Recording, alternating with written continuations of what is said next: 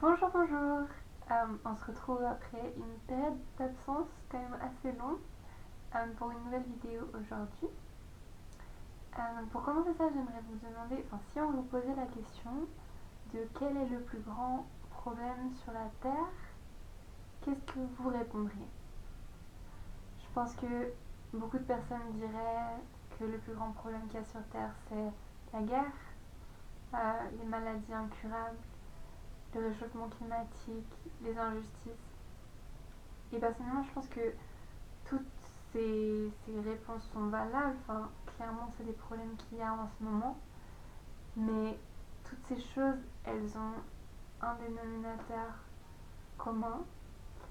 Et c'est ce dont on va parler aujourd'hui. Et ce dénominateur-là en commun, c'est le péché.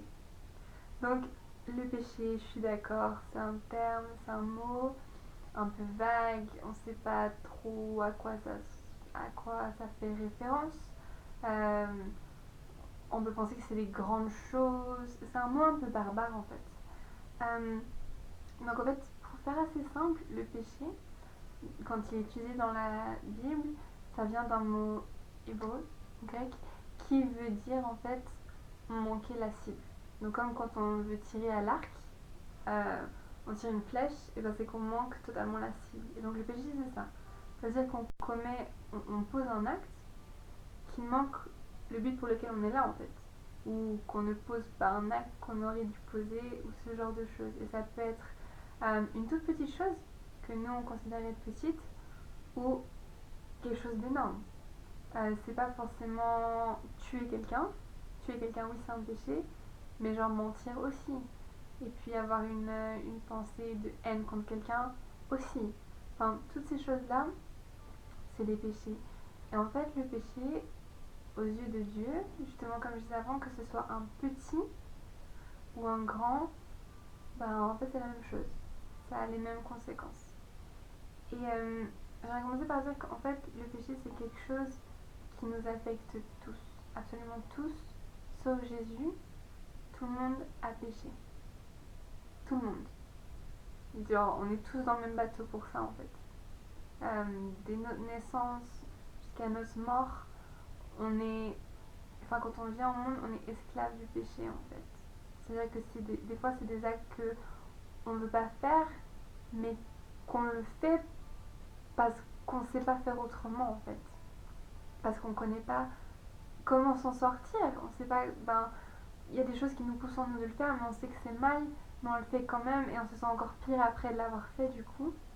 Mais peut-être des fois qu'en péchant, ben, sur le moment, on peut avoir une sorte de satisfaction momentanée, mais ça part et après on est pire qu'avant. On se sent encore pire qu'avant. Et donc ça, en gros, c'est le péché. Et donc j'aimerais partager avec vous quelques conséquences que le péché peut avoir sur nos vies. Euh, la première, elle se trouve dans un livre de l'Ancien Testament que j'avais déjà partagé, je crois, avec vous.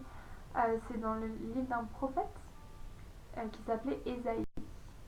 Et on va aller dans Ésaïe, le chapitre 59, le verset 2.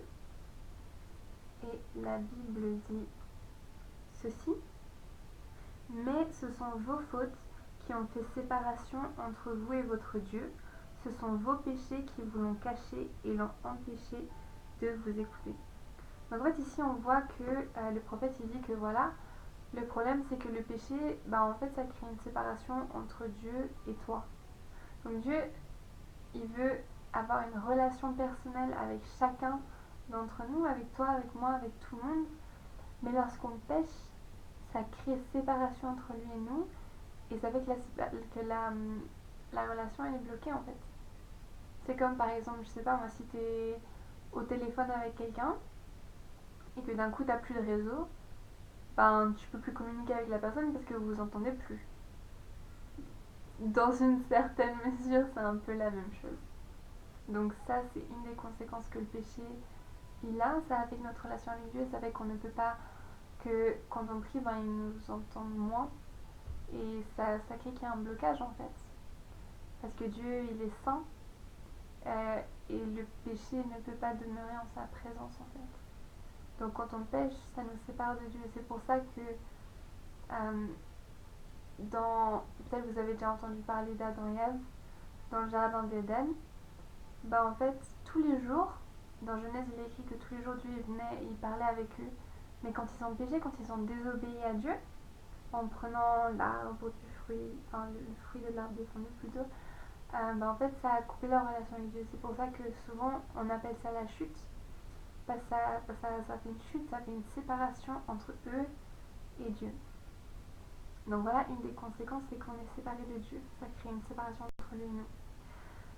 La deuxième des conséquences, elle se trouve dans un livre du Nouveau Testament auquel on va se référer plusieurs fois aujourd'hui, c'est le livre de Romains.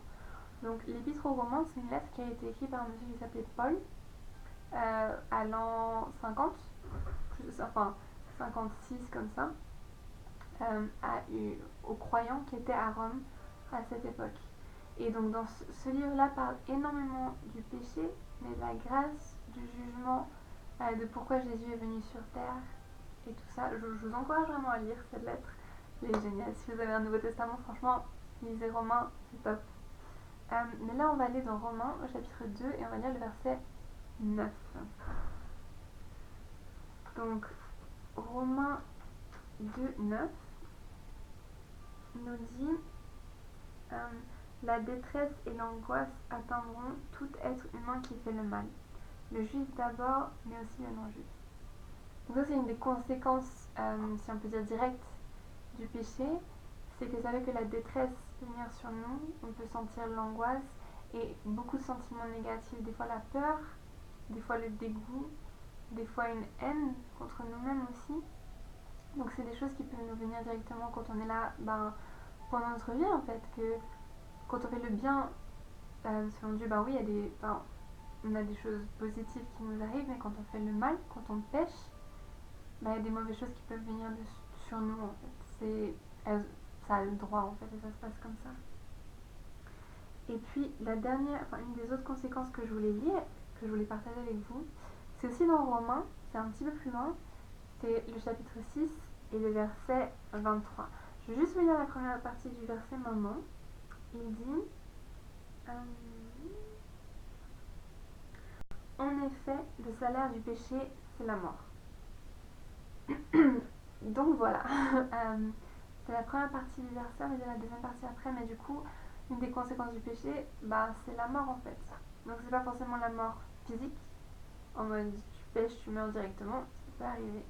Mais c'est qu'à la fin tu meurs et c'est surtout la mort au niveau de notre esprit en fait. Et c'est grave, c'est horrible. C'est vraiment pas une des bonnes choses. Et en fait Dieu, comme il est bon, il a prévu une voie de sortie. Et la deuxième partie du verset 23, il dit mais le don gratuit de Dieu, c'est la vie éternelle en Jésus-Christ, notre Seigneur. Ça veut dire que oui, le péché, il amène la mort, mais Jésus-Christ, lui, il amène la vie. Quand il est mort à la croix, ça a permis qu'on puisse avoir la vie, en fait. Ça a permis qu'on puisse être libéré du péché. Et ça, c'est ce qu'on va lire dans Romains au chapitre 8, les versets 1 et 2. Il dit il n'y a donc maintenant aucune condamnation pour ceux qui sont en Jésus-Christ, qui ne vivent pas conformément à leur nature propre, mais conformément à l'Esprit. En effet, la loi de l'Esprit qui donne la vie en Jésus-Christ m'a libéré de la loi du péché et de la mort. Wouhou, c'est génial! Ça veut dire on n'est plus obligé d'être esclave du péché, on n'est plus obligé de se laisser dominer par ses pulsions, de se laisser dominer par ces choses en nous. Jésus-Christ, il nous a libérés. Maintenant, ça ne veut pas dire que dès qu'on vient à Jésus-Christ, on devient parfait d'un coup. Ça se saurait sinon. Mais il nous a donné en fait de pouvoir être libérés du péché. C'est-à-dire que c'est plus au péché de dominer sur nous, de dicter notre conduite, de dicter ce qu'on doit faire, ce qu'on ne doit pas faire, les actes à poser, à pas poser. Mais Jésus-Christ nous a libérés pour qu'on puisse vivre selon ce que Dieu a prévu pour nous en fait. Et vu que c'est Dieu qui nous a créés, il sait comment on est censé vivre, il sait ce dont on a besoin, il sait ce pourquoi on est là.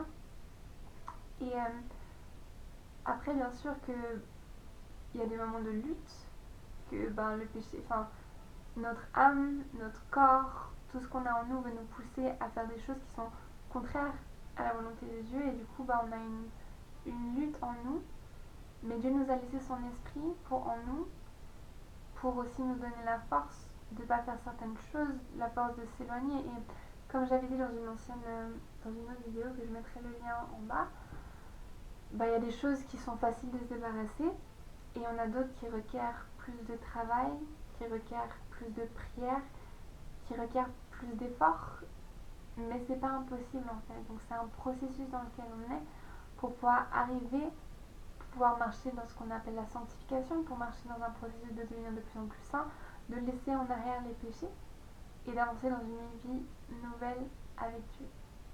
Et c'est ça la bonne nouvelle en fait de Jésus-Christ, c'est que il est venu nous libérer de toutes ces choses. Il n'est pas juste venu nous libérer des conséquences du péché, venir nous délivrer des maladies et autres, mais il est venu nous délivrer du plus grand problème qui pèse sur l'humanité, et ce problème c'est le péché.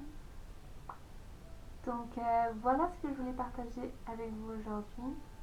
Comme toujours, n'hésitez pas à partager plus loin si vous savez que ça peut parler à quelqu'un.